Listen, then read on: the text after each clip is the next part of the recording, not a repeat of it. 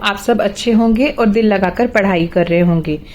ये जो वीडियो है ये होने वाली है क्लास 10th के लिए, हिस्ट्री का chapter 2 nationalism in India part 5।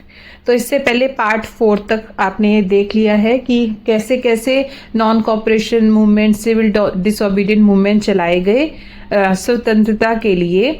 Mahatma Gandhi ने ये सब कुछ चलाए थे। जितने भी ये मूवमेंट्स चले थे, मेन रोल उन्हीं का था, जवाहरलाल नेहरू जी का था, मोतीलाल जी का था।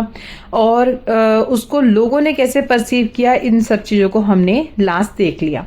जो लास्ट मेरी वीडियो थी पार्ट 4, उसमें मैं आपको बता रही थी अबाउट राउंड टेबल कॉन्फ्रेंस के बारे में, जो 1931 में हुई थी लंदन में। अब यहाँ पर जो राउंड टेबल कॉन्फ्रेंस हुई थी, यहाँ पर नेगोशिएशन करने के लिए गए थे महात्मा गांधी विद ब्रिटिशर्स। एक ही नेगोशिएशन थी कि आप हमें आज़ादी दे दो, ऑब्वियसली वो क्यों देंगे हमें। तो इसकी नेगोशिएशन करने के लिए वो एक राउंड टेबल कॉन्फ्रेंस मतलब एक मीटिंग करने के लिए वहां गए थे।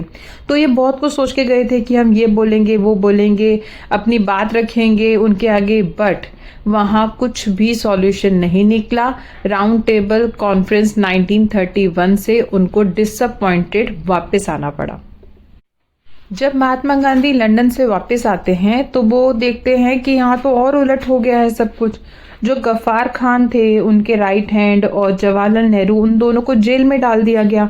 जो कांग्रेस पार्टी थी, पॉलिटिकल इकलौती पार्टी, उसको इलीगल बना दिया गया कि ये इलीगल पार्टी है, वो कोई मीटिंग नहीं कर सकते थे। उन पे इतनी ज्यादा बाउंडेशन लगा दी गई। इसके अलावा बहुत कुछ और अलग हो गया था। मतलब ब्रिटिशर्स ने बहुत ज्यादा कोशिश की थी कि कैसे वो जितने भी मूवमेंट से करने की कोशिश कर रहे हैं इंडियंस, इनको रोका जाए। तो महात्मा गांधी जी को थोड़ी डिसअपॉइंटमेंट होती है और वो सोचते हैं कि अब मैं सिविल डिसोबीडियंट मूवमेंट को रीलॉन्च करता हूं। तो ये जो रीलॉन्च हुआ ये दोबारा से किया गया, बट क्योंकि जो ब्रिटिशर्स थे वो इनसे एक कदम और आगे ही होके चलते थे, इनकी सारी मीटिंग्स और एजेंडा सब कुछ फेल कर देते थे। तो 1934 में फिर से जो इसका मोमेंटम था, स्पीड थी, वो कम हो जाती है और ये फिर से हार जाते हैं। मतलब जो इनका मूवमेंट है वो स्लो डाउन हो जाता है। अब जो नेक्स्ट टॉपिक है वो है how participants saw the movement. जो ये लास्ट मूवमेंट चलाया था सिविल डिसोबीडियंट मूवमेंट 1931 में, तो उसको लोगों ने कैसे परसीव किया। तो सबसे पहले अगर कंट्री साइड में देखें, कंट्री साइड होता है विलेज एरिया, मतलब नियर विलेज एरिया जो होता है, वहां पर क्या था, जो रिच पीजेंट कम्युनिटी थी उन्होंने बहुत सपोर्ट किया इस मूवमेंट को। उसका रीजन ये था क्योंकि वो डील करते थे कमर्शियल क्रॉप्स में। कमर्शियल क्रॉप्स वो क्रॉप्स होती हैं जो उगाई ही इसलिए जाती हैं ताकि उनको सेल किया जा सके, लाइक कॉटन हो गया, इंडिगो हो गया, ऐसी चीजें। तो अब वहां पर दिक्कत क्या आ रही थी उनको बहुत ज्यादा, कि उन पर रेवेन्यू बहुत ज्यादा लगाया जा रहा था बाय ब्रिटिशर्स। अब वो लोग चाह रहे थे कि हम पे रेवेन्यू ना रहे, इसलिए उन्होंने सिविल डिसोबीडियंट मूवमेंट को बहुत ज्यादा सपोर्ट किया। बट उनको बहुत ज़्यादा डिसअपॉइंटमेंट होती है क्योंकि जैसे अभी आपको मैंने बताया कि 1934 में ये फिर से स्लो डाउन होके एक तरीके से बंद ही हो गया था मूवमेंट। तो उनको बहुत ज़्यादा डिसअपॉइंटमेंट हुई कि अब हम क्या करेंगे, अब हमारा जो रेवेन्यू है वो हमें पे करना ही पड़ेगा। और एक और चीज़ जो उनके साथ दिक्कत आ रही थी वो ये भी आ रही थी क्योंकि ब्रिटिशर्स उनको पूरा कंट्रोल करते थे, तो वो बेच नहीं पाते थे अपना सामान अपने हिसाब से कि किसको बेचें और किस रेट में बेचें। ये उनके साथ बहुत बड़ी ज़्यादा दिक्कत। वहीं कुछ गरीब जो किसान थे वो जो वहाँ के मनी लेंडर्स थे या बड़े लोग थे उनके जमीन पे काम करते थे। अब उन पे वो क्या करते थे, ज्यादा रेंट लगा देते थे। जो बड़े लैंडलॉर्ड्स होते थे वो छोटे पीजेंट्स पे ज्यादा रेंट लगाते थे क्योंकि वो उनकी धरती पे अपना काम करते थे। तो एक बेसिक जो रेंट होता है उससे कई ज्यादा उनसे लिया जाता था। वो इस चीज से परेशान थे, तो वो भी चाहते थे कि कहीं ना कहीं ये मूवमेंट सक्सेसफुल हो। और जैसे कि हमें पता है कि ये मूवमेंट फिर से फेल हो गया, तो ये लोग भी बहुत ज्यादा डिसअपॉइंटमेंट इनको मिली। आइए बात करते हैं इंडस्ट्रियलिस्ट की। अब जो इंडस्ट्रियलिस्ट थे उन्होंने दो एसोसिएशन बनाई थी।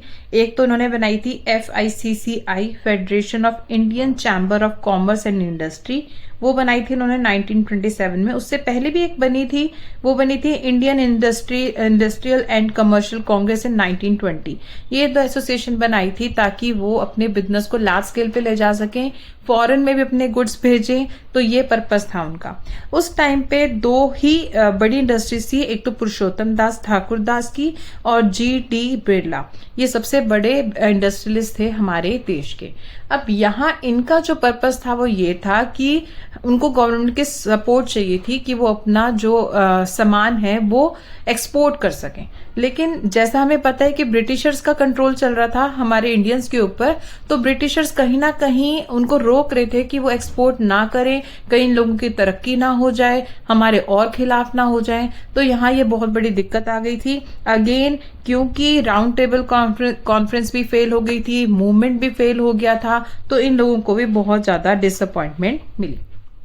और अब जो लास्ट आते हैं वो आते हैं इंडस्ट्रियल वर्किंग क्लास। यहाँ इंडस्ट्रियल वर्किंग क्लास ने बिल्कुल भी सपोर्ट नहीं किया था मूवमेंट का, क्योंकि वो देख चुके थे कि बहुत बार मूवमेंट चल रहे हैं और फिर फेल हो रहे हैं। उन्होंने सोचा हम अपनी लड़ाई खुद लड़ेंगे, तो वो कई बार अपनी डिमांड के लिए स्ट्राइक्स पे चले जाते थे, या फिर जो ब्रिटिशर्स की दुकानें मतलब जो शॉप्स वगैरह वो खोलते थे या ऑफिसेस वगैरह होते थे उनको लूट लेते थे, कभी आग लगा देते थे, कभी स्ट्राइक करते थे। तो वो अपने तरीके से लड़ना चाहते थे और वो मूवमेंट को बिल्कुल भी सपोर्ट नहीं कर रहे थे। तो छोटा नागपुर का केस भी बुक में गिवन है कि छोटा नागपुर में हजारों जो वर्कर्स थे उन्होंने प्रोटेस्ट किया था, रैलीज निकाली थी और बॉयकॉट कैंपेन्स वगैरह चलाए थे। तो वो खुद अपनी लड़ाई लड़ रहे थे और उन्होंने बिल्कुल भी मूवमेंट को सपोर्ट नहीं किया था। तो ये कुछ 3-4 एस्पेक्ट्स हैं जो हम देख पा रहे हैं कि लोगों ने कैसे परसीव किया जो इस सिविल डिसोबीडिएंट मूवमेंट चला था 1931 में। यहाँ पर हम एक और चीज देख रहे हैं कि जो लोग हैं, हर इंसान अपने तरीके से इस मूवमेंट को देख रहा है। कई लोग खुश हैं, कई लोग नहीं खुश हैं इस मूवमेंट से, तो बहुत कुछ जो है बिखरा हुआ सा है। इस चीज को देखते हुए गांधी जी ने देखा कि बहुत लोग जो है वो वायलेंट भी हो रहे हैं, क्योंकि उनसे उनकी चीजें छीनी जा रही हैं, उनकी आजादी तो खैर छीनी हुई थी, बट रेवेन्यू वगैरह एक्स्ट्रा लगाया जा रहा है, परेशान किया जा रहा है, तो लोग वायलेंट हो रहे हैं। और वायलेंट होने की वजह से फाइनली गांधी जी ने खुद ही डिक्लेयर कर दिया कि मैं ये जो मूवमेंट है वो कॉल ऑफ कर रहा हूं। तो आई थिंक आपको अच्छे से क्लियर हो गया होगा कि जो फाइनल लास्ट का जो मूवमेंट था सिविल डिसोबीडिएंट मूवमेंट 1931, इसको लोगों ने कैसे परसीव किया। नेक्स्ट जो टॉपिक है वो टॉपिक है the limit of civil disobedience. तो इसके लिए आप बने रहिए मेरी नेक्स्ट वीडियो में। अगली 2 वीडियो में चैप्टर डन हो जाएगा। और अगर आप इस पूरी वीडियो सीरीज जो इस चैप्टर की मैंने चलाई है 2 to 3 टाइम्स अगर आप ध्यान से सुनेंगे तो ये चैप्टर आपके माइंड में ऐसे बैठ जाएगा कि आप आराम से किसी भी तरह के क्वेश्चन को अटेम्प्ट कर पाएंगे। Thank you. अपने दोस्तों के साथ भी ये वीडियो शेयर करना ताकि उनकी भी कुछ हेल्प हो सके।